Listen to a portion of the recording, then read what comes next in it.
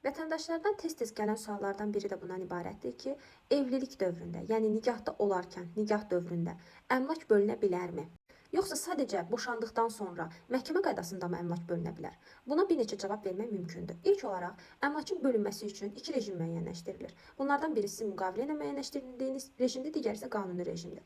Yəni siz nikaha girdikdən sonra ya əvvəl nikah müqaviləsi bağlayaraq hər birinizin paylarını müəyyənləşdirə bilərsiniz. Əgər bunu etməmisinizsə, yenə də nikah dövründə və yaxud da boşanma zamanı notariat qaydada ya da məhkəmə qaydasında bunu edə bilərsiniz. Notariat qaydada nikah müqaviləsi bağlanması yolu ilə, digər qayda isə məhkəmə yolu ilə.